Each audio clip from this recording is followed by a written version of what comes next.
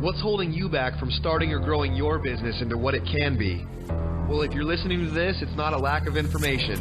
What you're about to hear is all you need to get motivated and start making waves. Do It for a Living podcast details the journey of today's true players in their own words. Find out how they broke out so you can too.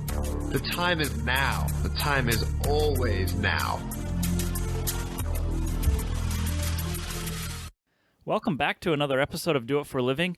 This week we got an interesting guest with us. He actually heard about us from one of the listeners recommended to check us out and share his unique story. And so we have Stewart Waliser of Stu's Self-Serve Garage.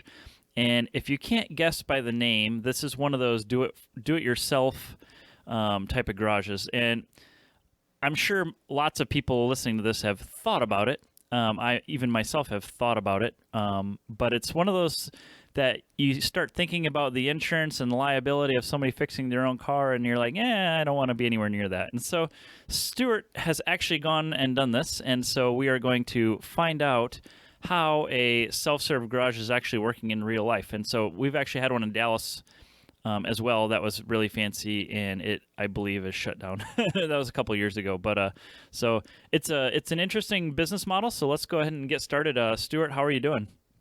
I'm doing well. Thanks for having me on. I'm definitely very excited to talk about this. Yeah, and like I said, this is not a totally unique thing, but it's definitely one of them that is rare. There's not a lot of them, and it's something that is for lack of a better term, hard to figure out, because I don't think anybody has done it very successfully yet. So I'm hoping to hear a good story from you on you're doing it successfully. Yeah, absolutely. That was one of the things, like, I guess to skip ahead a little bit in researching, you look at what's out there and you realize, oh, wow, these come and go pretty quickly. Yeah, they do, right. You have to try to figure out a way to make it stick. Okay, so why don't you go ahead and get us started? Tell us about yourself. Like, where did you grow up? How did you get involved in cars? Did you have any education, formal training, anything like that? So yeah, I grew up in Bellevue, Washington, which is a suburb of Seattle. I grew up going to public school there. I did, to clarify for those who know Bellevue, I did not grow up on the uber wealthy part of Bellevue. Bellevue is like the very wealthy suburb of Seattle, like Bill Gates lives in Bellevue, okay. So on and so forth.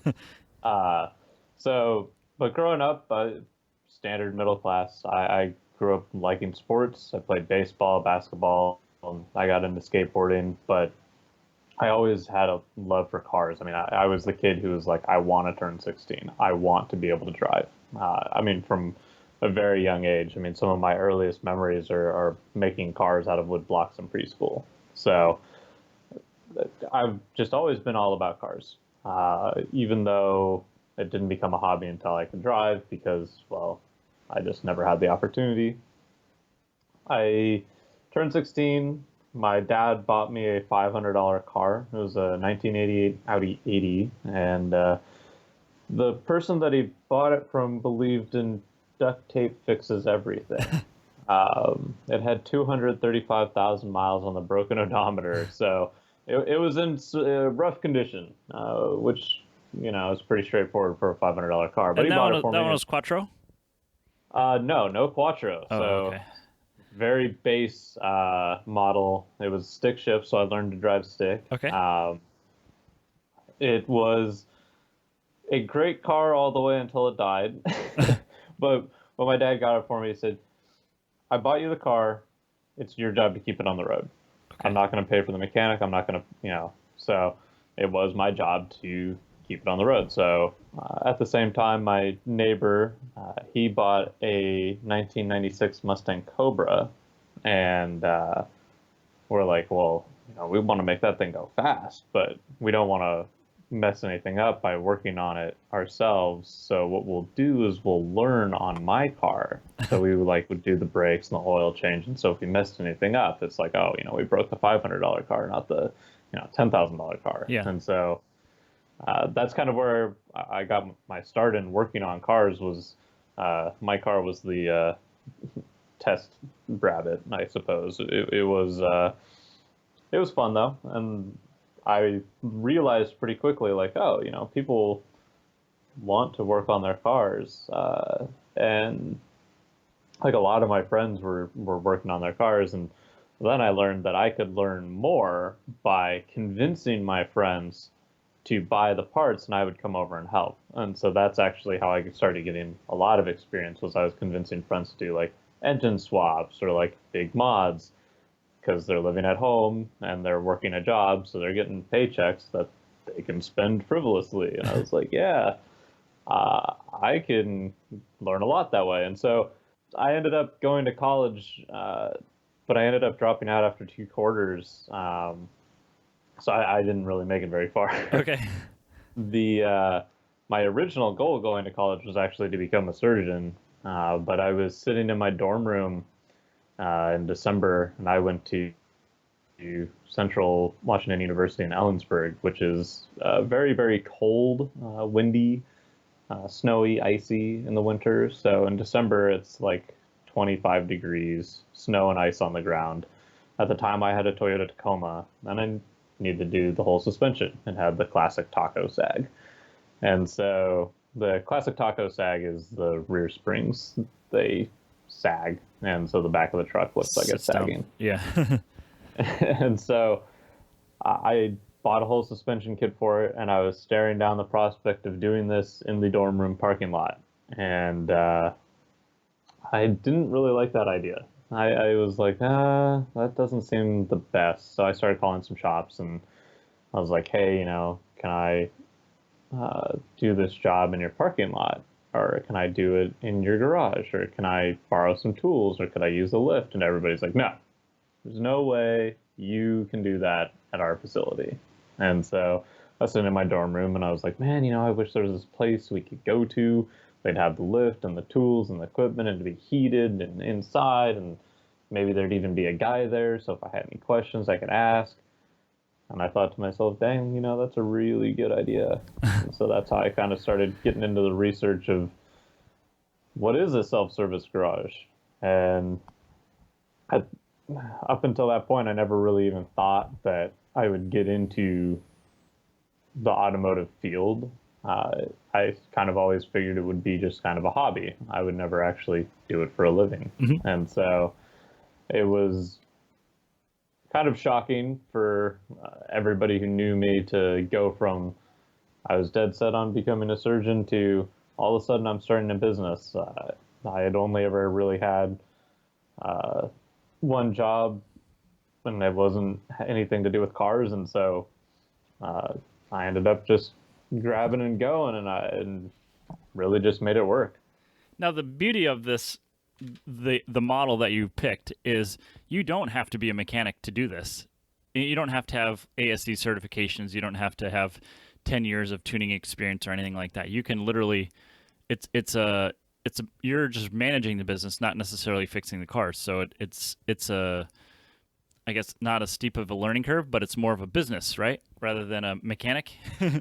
Yeah, correct. I don't work on the cars, so I don't have to have tons of experience. I don't have to have any sort of specialty or any sort of following in the marketplace. It is a business. I run an automotive shop. However, I didn't have to have any of the actual hands-on working on cars experience. That's not my part in it. I do have lots of experience, but it wasn't what I needed to base my reputation on. Okay, so walk us through going from, like wanting to fix the truck in the parking lot at school to, actually renting a facility. What's the process that you went through for that? Well, so it's definitely complicated by the fact that at the time I was 19. So nobody is going to take you very seriously. So step one was I'm like, okay, I got to write a business plan. I got to do some financial projections. I hit Google and started doing a ton of research, and how do you actually start a business? What is the process of doing this? And so I spent all of winter break writing a business plan, putting together financial projections, understanding how it would make money, and how would we logistically operate this? How can we make it happen? And I did research on other self-service garages and how they worked and what kind of the popular thing was that a lot of them did, in terms of like how do they rent the space or what do they provide, and I looked at what they did include, didn't include, and put it all into the business plan and put that all together. And after that, it was okay, I'm going to need a shop space. So I went and hired a commercial real estate broker and started looking for space. I knew that I wanted to be very close to a major highway. I was like, lots of traffic, make it easy to get to. And so that's where my request was. And we found a really good space. The space had nice open layout. It'd be great for cars to pull into. We could fit 6-7 bays in it. And my broker's like, yeah, this place has been on the market for a long time, so I think we can get the warehouse space at like 50 cents a square foot and the office space at like 80 cents a square foot. I'm going, wow, that's a screaming deal. Because in this area, at that point in time, like standard warehouses were going for like 70 to 80 cents a square foot for warehouse and about $1 a square foot for office space. So I was like, wow, that's like a pretty damn good deal. Mm-hmm. And so I was like, yeah, let's write this letter of intent, which is the standard document that you send to a landlord with the very basic terms of what you want, how long it's going to be, the price, etc. And so I was like, yeah, let's get it done, write it up, send it off. I'm ready to go. And so he sends off the letter of intent and he sends me the copy, and it has none of those terms that we talked about. He's like, he had it at $1 a square foot in office space. It was like 80 cents or $1 a square foot, for warehouse, and then like a $1.10 a square foot for office. And I was like, whoa, what happened? Like, I thought we were going in at this price. And he's like, no, I would be laughed out of the office. You'd make me look like a joke, this, that, the other thing. I was like, well, dude, you just cost me this space. Like, I can't go back from this. You just put in a letter of intent for way over market price.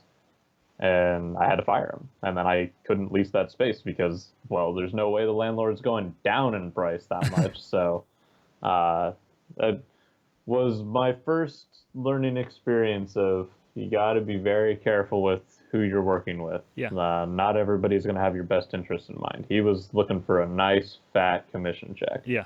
Did you stick with that one, or did you end up having to look elsewhere then? Well, so we had to go look elsewhere. So this time I was like, you know what? Maybe I need to go kind of a step further. I'm going to hire a real estate attorney first because I know that I'm going to need one for the lease. So I will hire an attorney first, and then I will have that attorney make a recommendation for a broker. Because I was like, well, if the attorney makes the recommendation for the broker, it's probably to the broker's boss. And so there's no way the broker that I end up with is going to piss off his boss. So that's the way that I went. And it worked out great. We ended up leasing another space. However, that space became an absolute nightmare. In fact, we actually never opened in that spot. We leased a whole space. Part of the terms, we actually leased 2 spaces in one building, and part of the terms was they would tear down this wall that split it and open the whole space up. Turns out that was a major firewall. Oh, they couldn't do it? So they did actually do it, and when you apply for a business license in the city, they send out the fire marshal and all of these people, to confirm that, yes, the space, blah, blah, blah. And so, when the fire marshal showed up, he's like, man, that wall is awfully thick. And he looks at it, and he goes, this looks like a 2-hour firewall. That's a major firewall. You can't put a hole in this. I was like, uh-oh. That's the landlord's problem. Like, I didn't do any of this. So it ended up that the space that we were in actually was coded incorrectly. You couldn't do any automotive in it. It was only set up or like coded and zoned for light warehousing. Okay. Even though I had checked with the city and the zoning and everybody to make sure that I could actually be there.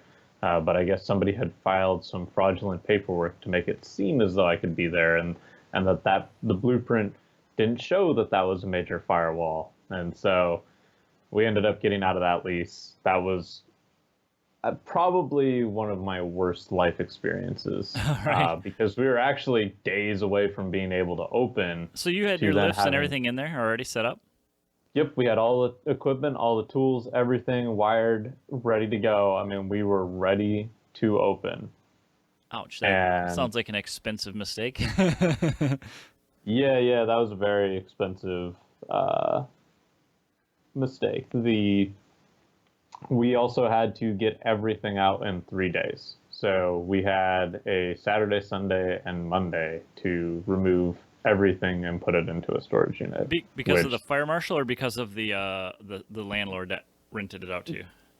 Because of the lease terms, we had an escape clause, Okay. which we exercised, but the escape clause, we were basically in the last week of when we could exercise it, and then at that point we would only have till the end of that escape clause to get out, and so we exercised it and got out, but we did only have 3 days to do it. Okay. And so shout out to all my friends who showed up and helped tear everything down throughout the night and all day long, and load it into a truck and take it to the storage unit.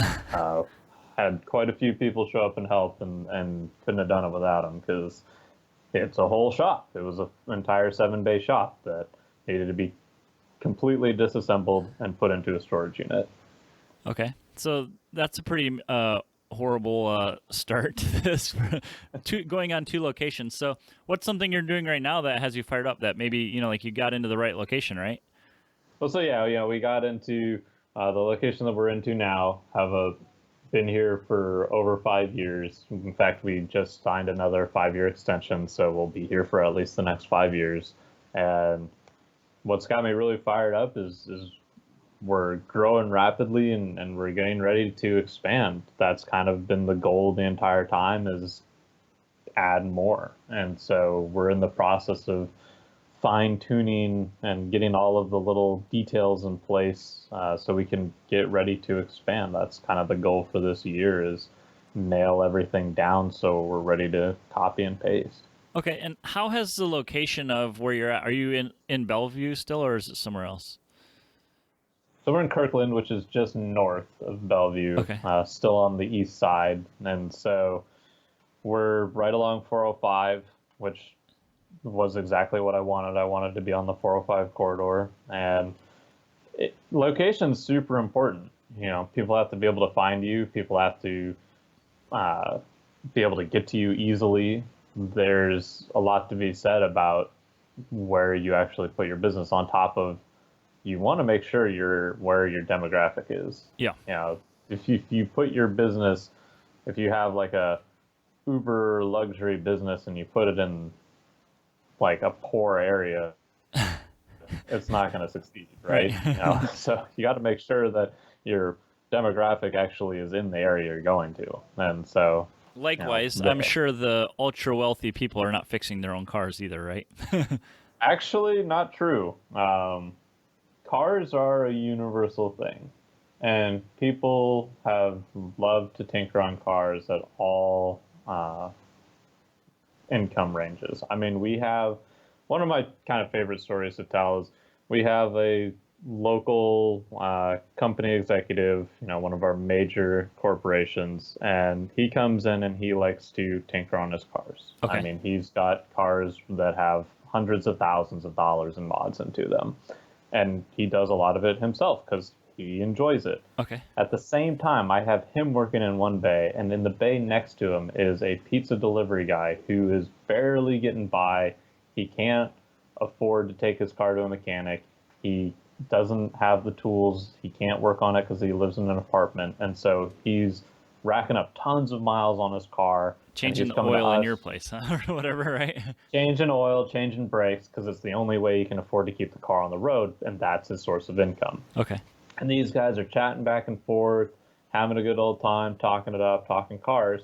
I mean, where else are you going to see something like that? You have a very wealthy individual with very high-end cars hanging out, talking with a very low income, barely getting by, has a beater car, and that's a very perfect explanation for the demographic. Okay. We have everybody from one end to the other and in between. Okay. And then, so did you do anything to pick this location aside from just whatever like warehouse was available for it, or did you actually seek out the demographics that you were looking for? So I was definitely seeking out the demographics that we were targeting. That's, I think, probably the most important thing is, making sure you are where the people are. And I guess I should say is how did you go about doing that?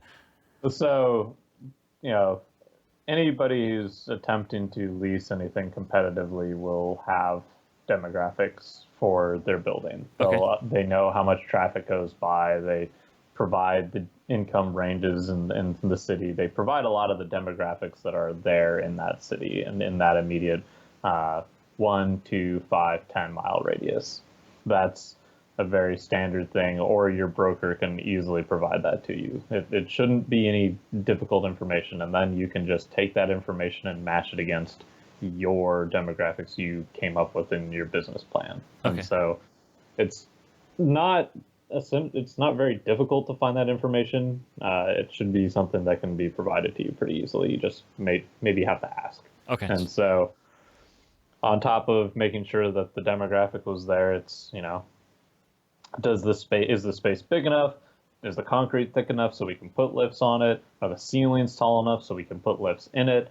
Is there office space? If not, can we build office space? How much office space can we build? How are the people going to come into the space? How are they going to get out? How much parking do we have? There's a lot of factors that go into it to make sure that you can do the things that you want to do inside that space. Right. Okay, let's take a quick pause here, and I want to get into more in depth into the actual business on how it is sitting right now. We all know owning a shop is difficult, so we created My Shop Assist to help you manage the various jobs. Whether you run a machine shop, a performance tuning shop, build off-road trucks, or even do powder coating, My Shop Assist can help you. It is completely online and will help you schedule the jobs, log time on each task, track parts orders, and take pictures of the work. You can even export your jobs from My Shop Assist into QuickBooks as invoices. So if you're interested to improve operations at your shop, check out myshopassist.com to start your 30-day free trial. Okay, Stu, so how big is the location you're in? So we are in a 6,500 square foot space. Approximately 12 to 1,500 of it is office. So we've got about 5,000 square foot of shop space, which is definitely a good size. Okay, and obviously this is pertinent information. Is how many bays, or I guess rental bays, do you have? So we have a total of 7 bays. Each bay has a lift in it. Each bay has a full set of tools, and our bays are roughly 16 feet wide and 25 feet deep. Are you providing things like scan tools and diagnostic stuff like that too, or like AC machines, or is it just strictly like mechanics, like hand tools? So we do have a lot of specialty tools, nothing in terms of advanced like electronic diagnostics, just because not as many people are doing the diagnostic work at our facility. Okay. We don't have any AC because to do AC in a commercial environment, you have to have the certifications for it. So no AC work, no body work, but you can do pretty much every other mechanical job. You can do everything from oil changes to engine swaps to suspension upgrades. Whatever you want to do mechanically can be done here, and we do have a lot of the specialty tools to do that. Like we have a wall mount spring compressor and a shop press, and every tool that you can rent at the parts store, we have all of that on top of a huge inventory of tools in our tool room to be checked out. And how many people are involved in this? Is it? You're the owner. Do you have employees? Any investors for this? We do. We have, at the moment, we have a total of 4 employees. We're looking for a 5th at the moment. We do have 1 investor, and shout out to Mom. Helped out big time on that one. Okay. And so, we started, it was pretty much myself and 2 other guys, and we've just been adding. We generally add around an employee a year. That's kind of been the standard for us as we grow. What do the employees do? I mean, because you're not having to work on any of the cars, so I mean, other than like opening in the doors and collecting money, what else is involved with the techs or your people? Yeah, so, I guess they're not techs, right? They're just employees. Yeah, I mean, pretty much most of the people that work here have worked on cars or have been techs in the past. Sure. Yeah. Okay. And so one of the things that we do provide is we do provide expert assistance. So we can't turn the wrench for you, but we can provide advice and guidance and answer questions. And so a lot of what we do is actually helping people figure out what's the next step, figure out how to fix something that got broken, or this isn't working the way that I thought it would. Can we, try it a different way? And so that we step in and help a lot in that sense. And so what we do most of the time is provide advice to our customers on top of checking people in, checking them out, making sure they're safe, checking tools out, checking tools back in. A lot of this standard. Do you provide operating of this? Do you provide like manuals for the repair work they're looking to do as well, or not? So we do have access to all data. That's our service that we use for, looking up torque specs or looking up guides. So we can look up what you're doing, print off a guide, hand it to you, and then we're there to kind of fill in the gaps that are left. You already mentioned you realized this was a problem when you were in college and you needed a place to work on your car, and you wanted to do it yourself. So, I mean, is this a problem that you're obviously solving for? I mean, it's got to be enough people that you've been in business for five years, you said, right? Is it pretty busy most of the time? Oh yeah, I mean, now we'll see between 25 and 40 people a day, which is, you've got 7 bays. You can only see 7 people at a time. Okay. We'll usually see between 25 and 40 people a day. It stays pretty busy now. We have thousands of people who come in to work on their car. I think at last count, we have over 6,000 actual paid customers, and we've got roughly a 65 to 70% return rate. Okay. So people are coming back often then, huh? Yeah, I call it lift addiction. Once you come in once, I got you hooked. Right. It's so much better to work on a car on a lift than it is to do it on the ground on jack stands. Have you taken any other steps to like make it more like a clubhouse? Like, do you have like a waiting room and a couch and kitchen or anything like that, or is it just strictly just a bunch of lifts and tools and come in and do it and leave? We used to have kind of like a hangout spot, but when you're on the clock, you kind of want to get it done, and that's kind of, I want you to get it done. A lot of people have this false sense that I want you to take forever to do the job, and I want you on the clock forever, and actually that's not true at all. I want you to be as fast as possible. I want you to get in and get out and feel successful and feel empowered that you can work on your own car, because I want you to come back. I don't want you to come in to do a 2-hour job, spend all day on the lift, spend a ton of money, more than you probably should have. Mm-hmm. And I want you to come in. I'd rather have you come in 10 times for 2 hours than 1 time for 12 hours. Okay, I got you. So you're trying to retain the customers by giving them a sense of like success and actually saving money. If they were to do it, pay someone else, they want to be able to save money by doing it themselves, right? Absolutely. And, there are the guys, obviously, that are coming in, and gals too, who are coming in and they are doing mods, so they don't necessarily care about the savings. They just like doing it themselves. Okay. But I still want them to be efficient. So we used to have like a hangout spot and things to kind of not distract you, but to make you feel like it was more of a clubhouse area, but people weren't working as efficiently, and so we got rid of it. Okay. So you said you put together a business plan. Is it a formal plan, and have you been able to keep on target with it at all? Yeah, so it is a formal plan. This I mean, it's a monstrosity of a document now. It's like 40 pages long, but we update every year. Every year I go back through the business plan to check how we are doing on target, maybe adjust some of those goals. And also I then kind of write a supplemental, like, this is what we are going to do for this year. These are our targets of how are we going to reach some of these overarching goals. Like in a business plan, you write like, what's your 1 year, 5 year, 10 year, 20 year goal and plans to kind of get there. And so every year I supplement that and say, okay, this year we are going to do these things. And I start targeting deadlines of like, this will be done by this time. And so we have a plan for 2020, just like we did for 2019, 2018. And so this year, the whole target is, making sure we're ready for expansion. Okay.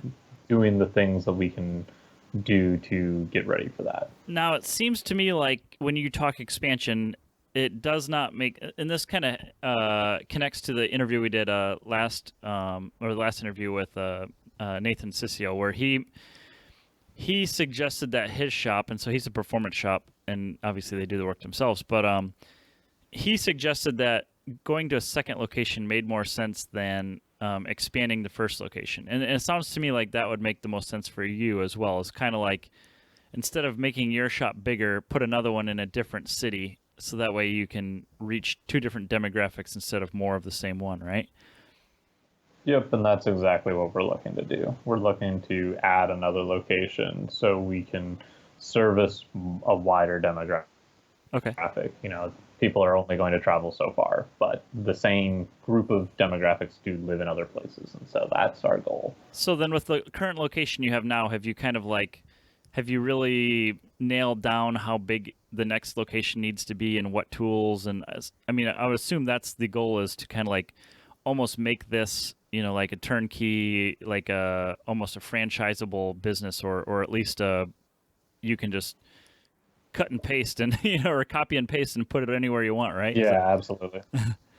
Yep, and that's exactly it. We're making sure that we understand exactly how big of a space you need and what kind of employees you're going to need to handle that, and the tools that are required. Because we have a lot of specialty tools, but some of those specialty tools you need multiple of. So which ones are the ones where you maybe need 2, 3, 4, or 10?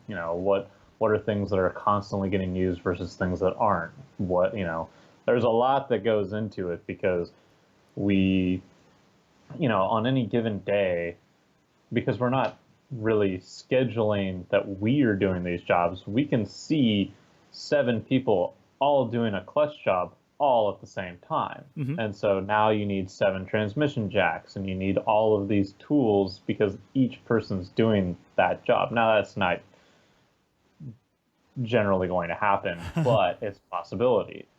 So okay, what happens if you have 3 guys doing a clutch job? Can you get away with 1 transmission jack or 2 transmission jacks? And so that's a lot of what we're doing right now, is like analyzing what is the exact count of tools and which tools do we need, where do they need to be placed in the tool room. There's a lot of kind of more advanced and deep thought going into a lot of that now. Okay, so do you do I guess this is kind of a multi-part question. So what are you using to manage the business in? Are you using like QuickBooks, or do you have like a special Excel sheet that you made for this? I can't imagine there's any specific software for a self-serve garage, right? No, there's no specific software. So we use QuickBooks for our accounting, pretty standard. We do have a cloud-based service that we use for that. It's just kind of a general repair shop, and it's not just auto. They do like cell phone and laptop and all that. Okay. It's a repair shop management program that we use for creating tickets for when you come in, and it has timestamps and timers, so it's very clear you came in at this time, you check out at this time, and that's the amount of time. Got it. Okay. And being very transparent about the time is important. And so that's one of the bigger things that we need in a system, is making sure that it's tracking time. Right. So, and that's, we have inventory, and we can do parts ordering and whatnot through that. And so that's kind of the day-to-day management of the business and exporting reports and syncing with QuickBooks and whatnot. And so that's kind of what makes it easier for us to actually run it instead of having to like track things on spreadsheets or like having a time clock that we're punching for individual customers. Okay. How are you tracking the tool usage then? So that's one of the things that we're looking to improve on. We've experimented with a variety of ways of like when we have a ticket open, we can actually write down notes on what's getting used. However, it's very difficult to analyze that. And so we're currently working on an improvement to the system where we can actually track each individual tool, how often it's getting used, when was its last used. So that's kind of our stage that we're in at the moment with that. Gotcha. Okay. And then, I mean, this is pretty important. Then, like the revenue is all coming from, people working on their own cars. Are you able to break it down by like who's doing alignments, who's doing just lift, who's doing oil changes? Do you kind of break it down like that too, or not? So we divide it into generally lift, no lift, because you can come in and it is slightly cheaper if you're not using the lift. That being said, if the car has to come off the ground, it has to be done on the lift. But we check by lift, we track by lift, no lift, and then we have our specials like oil changes, inspections, and wheel swaps. And so that's kind of how we're breaking down the rental types.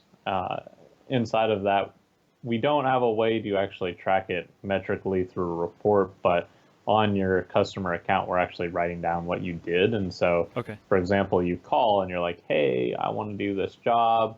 How much time do you think it's going to take? We can pull your customer account up and see you've done brakes and an engine swap and a full suspension upgrade, and you want to do, a thermostat. We can tell you it's probably only going to take this long, Right. So we're getting a good idea of kind of what your skill level is. And you said you are doing parts too. Are you supplying parts for people? Yeah, so that's one of the areas that we're looking to kind of increase is do more parts sales. That's one of our goals. We do sell a lot of parts generally like mid-job because we have accounts with our local parts stores so we can get hot shot delivery.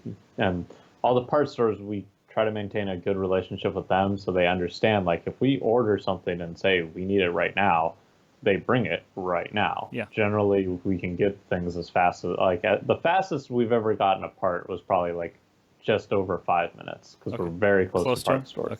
Okay.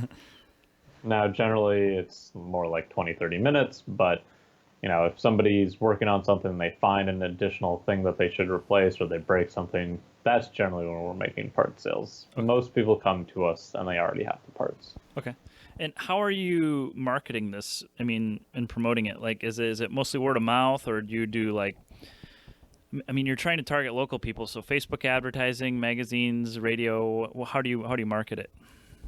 So at the start, we did, and we still do, we did a lot of Facebook advertising and events and whatnot, but probably the best thing that we did was we did a Facebook campaign, and this was derived from, we also put out flyers. We printed off probably like a few hundred flyers and put them up on every single poster board we could find.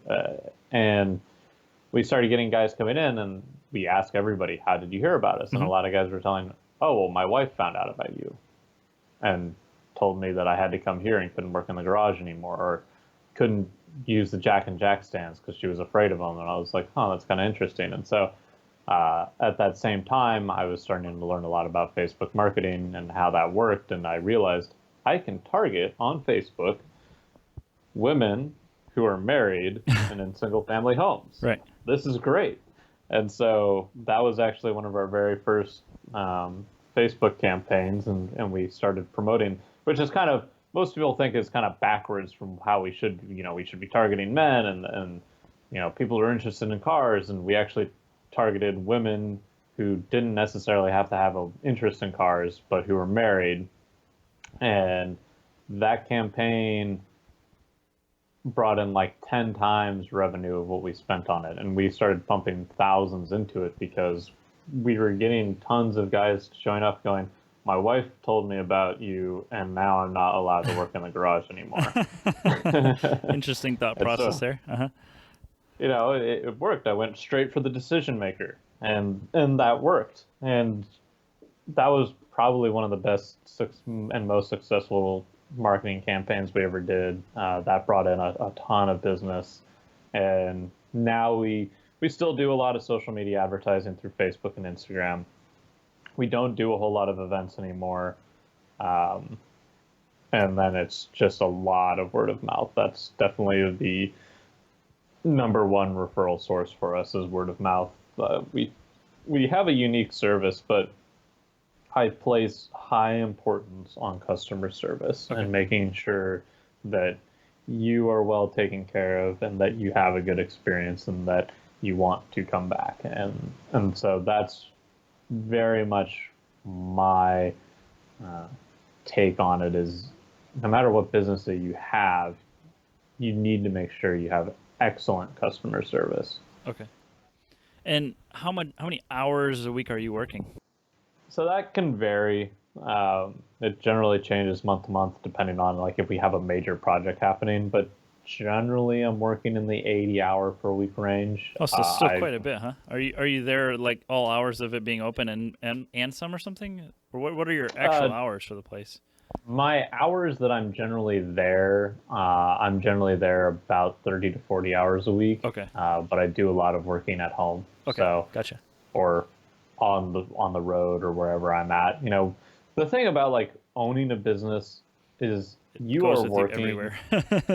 all the time. Yep. You wake up, you're working. You go to sleep, you're probably still working in your sleep. Like that's just kind of how it goes. And so there are times when I'm spending 15 plus hours a day working there. And like when we first opened, I was there every day, all day long, and then some. But now that's not really the case. We have enough employees.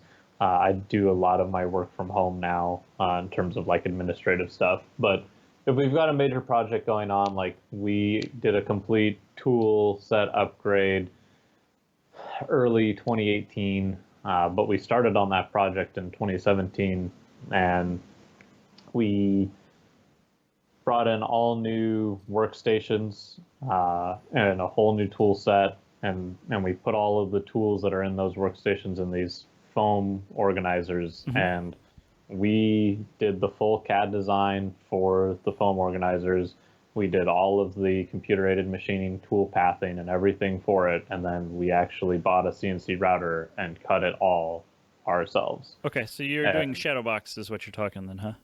Yeah, exactly. Okay. And so we did that because we wanted that was kind of part of our expansion plans is, okay, well, if we're going to do this, we have to have a standardized tool set and we have to have a standardized organization method. So my goal is if you walked into one location, you can walk into another and it's exactly the same. Okay. Makes sense. That is the like McDonald's philosophy, right? Yeah, and having a very clean bathroom. Yeah. That's another thing that we do is, in fact, that's actually something that gets noted in our reviews, is how clean our bathrooms are. Interesting. Okay. And then, I mean, obviously, I said this already that you're not the first one to do this, but is there something that you have done differently that has made you successful when others haven't thought about or haven't done? I think one of the big differences that makes us successful on top of our customer services, our pricing is very straightforward. A lot of other self-service garages charge extra flat rates for tool usage or by the hour to get expert assistance. Like they have everything is like a la carte pricing. The lift costs this much, the tools cost this much, the expert advice costs this much. And so you can't really figure out how much it's going to cost you. Okay. We don't do that. Okay. Everything that we do, it's pretty much all included. The only time there is extra charges if you're buying parts, you're buying consumables from us, or you are using a tool that has consumables. So like if you use our welder, that costs extra just because we have to cover the consumables. But otherwise, we charge all hourly rates. It's all included. it makes it very easy to determine how much money you're going to spend. And there's no arguing or bickering at the end of, well, I barely even use this tool. Why are you charging me for it? Yeah, so I mean that simplifying it sounds like it makes a big difference. So, because yeah, I mean the one that was local, I remember looking when they first opened, and it was exactly how you described, where they had mechanics on hand that could help you, or they could do it entirely for you, or they could, rent you specific tools, and then if it was more than a day, it got really expensive really fast, and it was like a. At one point, I was like, it's got to be more expensive than just going to a normal shop and just paying somebody to do it all. Like just have them do it. But Well, yeah, and like it happens. So in the Seattle area, we had another self-service garage, and that was kind of how they did things. It was a la carte pricing, and we had a customer come in. He's like, I racked up a $450 bill for a couple-hour job because of all of the tools, and he didn't realize that every time he asked a question, it was a 15-minute window that he was paying for. And so over those couple hours, he was ending up paying that expert his hourly rate. Yeah. And so, it added up pretty quick. And so, yeah, he's like, I didn't save any money. In fact, I spent more money. Yeah. I was like, that sucks. He could have come to my spot and spent under $100.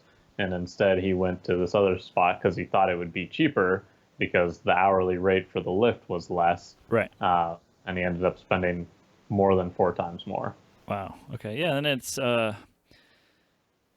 you've obviously got it dialed down, and I won't pick at your numbers to see exactly how you do it. I think that's probably all proprietary, but determining that number is something that is probably the tricky part, right? Knowing what it's going to be cost to get everything included in it and still make money, and yet still be cheaper than having somebody go to an actual shop to have it fixed for them. So, yep, that's definitely part of the secret sauce. It's how much value can you pack in? Like at the end of the day, that's all that matters is how valuable is it? Our hourly rate for the lift is $47 an hour. That is including the tools and the lift and the equipment and the people and more than just that. But it's how valuable is that to somebody? Yeah. Because $47 an hour, it's like, whoa, that's kind of expensive. But when you realize, okay, in this area, a shop generally starts at about $100 an hour. Okay, so it's more than 50% less. So you can quickly determine some savings right there. It's like, okay, as long as I'm, not taking 2 times as long as I'd get billed for, I can probably save some money. There's a lot that goes into that, though. For sure. Okay, so you talked about your 1 and 5 year plan already, but I mean, are you looking to own all these locations, or is it something you're franchising? Was that ever the intent? I have no current interest in franchising. Okay, so you're doing it all yourself then. Gotcha. Yeah, I don't want to let somebody else screw something up. It's a very difficult business to run. It seems from the outside as something that is pretty easy and straightforward, but you have to realize a lot of these places fail for very specific reasons. And if you don't avoid those things, you will fail. Gotcha. And so I don't want our name on something that's going to fail. Okay. And is there anything that you specifically hate about doing this? Yes, in every business, there's definitely something that you hate. And I don't like to complain because what I do is pretty awesome. I have a great time doing what I do, but I absolutely hate trolls on social media. I mean, please, people, do something else with your time than trolling small businesses. Yeah. It's not cool. There's nothing funny about it. Everybody hates you. People who troll my Facebook page and our ads and stuff, if I leave those comments live, I can hide those comments, by the way. So you can troll me all you want, and I just hide that comment, and nobody's ever going to see it. But if I leave that unhidden, these people get annihilated. They post this stuff, and our followers will just go to town on them. But and trying to deal with that is just such a nightmare because you don't want that kind of attack dog thing happening. Yeah, it's very stressful too, even though it doesn't affect you probably in any way whatsoever. It's just like people criticizing you for no reason, and you're like, why do you do that? I get the same thing, and I take it more. I don't get as much of it for the shop, but I take a lot of like political. That's how I get dragged into political posts on Facebook. Is I take it too personally, right? And then I need to respond. I should just ignore the trolls. I've gotten significantly better. Like I see a troll post and I just hide it real quick, you know, and I move on. But it's just so annoying because it happens at all hours of the day. I get a notification on my phone. Somebody's commented on your post, and it's like I have to go look at it right now because if it's something bad, I have to hide it before it just spirals out of control. And what's something that you love about doing it? You know, there's a lot of things to love about it, but probably the thing that is most gratifying to me is the customer success. Seeing people come in and do the job and have a good time and feel very good about themselves that they actually accomplished something. You know, working on your car and succeeding, there's something to be said for doing something with your hands and how much that kind of validates your self-worth. There is something to be said for actually going and doing something and accomplishing it and feeling very good about that. And so I definitely love seeing customers have success and feel as though they can do it. They can save money. They can work on their car. They can have success in that way. Because it seems as though the world is telling people you cannot. Yeah. And so when you can, it's definitely a big difference. All right. Now, as somebody who is a veteran of working on cars and something going wrong and having the car sit there for far longer than it was necessary, I imagine this probably happens a lot there. How do you handle people who are wanting to fix their own car and then either get in way over their head or, you know, they start on something and then something else breaks and then they got to do a lot more work to it where it's now like instead of 3 hours, they're there for a week. How do you handle stuff like that? Fortunately, that actually doesn't happen all that often. And a lot of that comes down to we're there to try to make sure that doesn't. Okay. That being said, obviously, you break a part, it's not available, it takes time, you're going to have to wait. We handle a lot of those things on a case-by-case basis. Okay. You know, what is going to make the most sense? Does it make the most sense to stop what you're doing, put the car in the parking lot, come back next weekend, or, you know, maybe work through the rest of the day, stop when we close, come back in the morning fresh and try to finish it up. Like there's so many different factors that are involved with that. And you know, of course we see it often enough, but you know, we handle a lot of that on a case by case basis. And we also make sure to be conscious of their budget, you know. Yes. Right. Can you afford to do this? Because we don't want you to get to the end and go, I can't pay for this. Not just because I hate when people can't pay their bill, but I don't want you to feel as though, you know, you can't pay for it. Like, right. I don't, you know, that's a very negative thing. Like when you get to the cash register and you go, oh shit, it's $100 and I only have 50. Like, you know, I've had that happen in my life where it's like, I cannot pay for this. That doesn't feel very good. So I don't want other people to feel that way. So it's not unheard of for you to push somebody's car into the parking lot and let them come back the next day or whatever. And you're not billing them for, you know, a week of hourly rate on a lift if their car is in a parking lot or anything like that, right? No, we charge $10 a night to put the car in the parking lot. Okay, so you do have a charge, so that way people are not just leaving them there, right? Yeah, you can't leave your car in perpetuity. That was a thing. We have since fixed that. Okay. Interesting. Okay, and so what are you daily driving? Right now, I have a couple M3s. I have a E36, which is a 1998, and then I also have a 2006, and those are kind of the daily drivers. I've always enjoyed them. The car that I got after my Audi 80 was my 98 M3, so I've had that for coming up on 7-8 years now. Okay, so for quite a while. That's I was actually just talking about this yesterday. It's, in my opinion, one of the most pure driving experiences. It's all mechanical. You feel very connected to the road, and it doesn't have to be overly fast to have a good time. And that is why they are exploding in value, right? Yeah, absolutely. Like, very well taken care of. E36 M3s are starting to go back up in price, and I've got a nice rare combo. I've got a sedan, actually. It's not a two-door, and it's manual, so that in itself is already rare, and then the color combo makes it even more rare. In fact, I think there's only like 3 or 4 like my car in the state. And how do we connect with you and the company? So you can connect with us on our website, stewsgarage.com. You can connect with us on Facebook and Instagram, Stew's Self-Service Garage, at Stew's Garage on Instagram. Or you can give us a call, 425-803-0747. You can come in. We're in Kirkland, Washington. You can find our address by Googling us or going to our website or our Facebook page.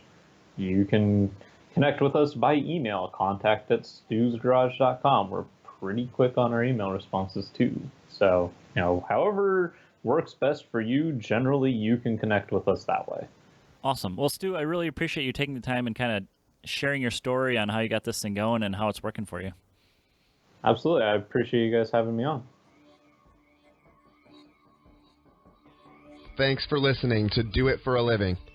You can find out more about this guest, this show, and even details about what we just talked about at our website.